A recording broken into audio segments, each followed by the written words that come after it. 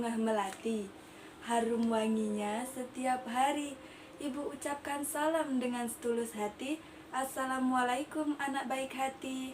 Halo semuanya, apa kabar? Semoga kalian dalam keadaan sehat walafiat ya. Walaupun kita tidak bertatap muka secara langsung, Ibu harap kalian tetap bersemangat dalam belajar. Di video kali ini kita akan belajar tentang sholat jamak. Nah, sebelum mulai, kita baca doa belajar terlebih dahulu yuk, agar diberi kemudahan oleh Allah Subhanahu wa Ta'ala. Bismillahirrahmanirrahim. Rabbi zidni ilma warzuqni fahma. Amin ya rabbal alamin. Tujuan pembelajaran pada kali ini yang pertama yaitu menjelaskan tentang pengertian sholat jamak. Yang kedua, menyebutkan macam-macam sholat jamak. Yang ketiga, menentukan sholat yang boleh dijamak. Yang keempat, menegaskan dasar hukum dibolehkannya sholat jamak. Dan yang kelima, yaitu mengidentifikasi sebab-sebab dibolehkannya sholat jamak. Nah, anak-anak pastinya sudah sering kan mendengar kata sholat jamak. Maka dari itu, di video kali ini kita akan mengulas tentang sholat jamak. Oke, sekarang kita mulai ya belajar pada hari ini. Yang pertama, Ibu akan menjelaskan tentang pengertian sholat jamak. Apa sih pengertian sholat jamak itu? Pengertian sholat jamak menurut bahasa secara jamak artinya sholat yang dikumpulkan. Sedangkan menurut syariat Islam adalah dua sholat fardu yang dikerjakan dalam satu waktu karena ada sesuatu hal atau sebab-sebab tertentu. Materi yang kedua, Ibu akan membahas tentang macam-macam sholat jamak. Yang pertama, jamak takdim, yaitu dalam menggabungkan sholat yang dikerjakan pada awal waktu. Contohnya, asar dan zuhur pada waktu zuhur atau melaksanakan sholat isya dan maghrib pada waktu maghrib. Yang kedua, jamak takhir adalah dengan menggabungkan sholat yang dikerjakan pada waktu akhir. Contohnya, sholat zuhur dan asar pada waktu sholat asar atau melakukan sholat maghrib dan isya yaitu pada waktu isya. Materi yang ketiga, Ibu akan membahas tentang sholat yang boleh dijamak. Sholat yang boleh dijamak dari 5 waktu sholat wajib. Yang boleh dijamak hanya sholat zuhur dengan asar, lalu maghrib dengan isya.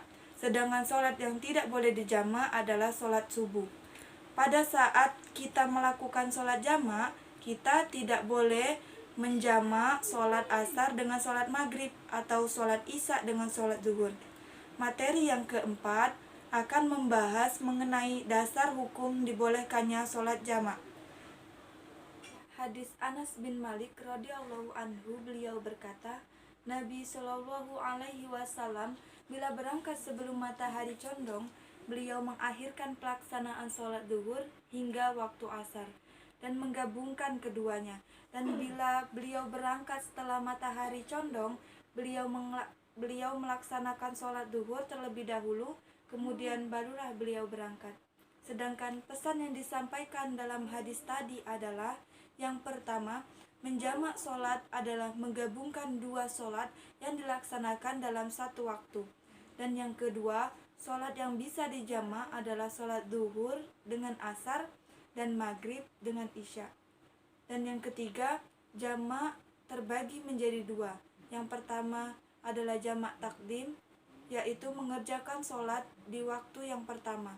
Misalkan jamak sholat zuhur dan asar mengerjakan pada waktu zuhur. Dan jamak takhir yaitu mengerjakan sholat di waktu yang kedua. Seperti contoh dalam hadis riwayat Ibnu Umar tersebut, misal jamak sholat zuhur dengan asar dikerjakan pada waktu asar. Sedangkan materi yang terakhir atau materi yang kelima adalah membahas tentang sebab-sebab melakukan sholat jamak. Yang pertama, ketika dalam perjalanan atau musyafir. Yang kedua, perjalanan jarak jauh sejauh 80,64 km atau lebih dari 1 hari 1 malam. Yang ketiga, sholat yang dijamak adalah sholat ada, bukan sholat qadha. Yang keempat, niat menjamak sholat pada saat takbiratul ihram. Dan yang kelima adalah sholat yang dilakukan sedang sakit atau udzur yang berkepanjangan. Yang kelima, karena adanya hujan. Yang keenam, karena musakoh atau karena keadaan darurat. Nah, gimana anak-anak sekarang? Sudah mulai paham kan mengenai sholat jamak?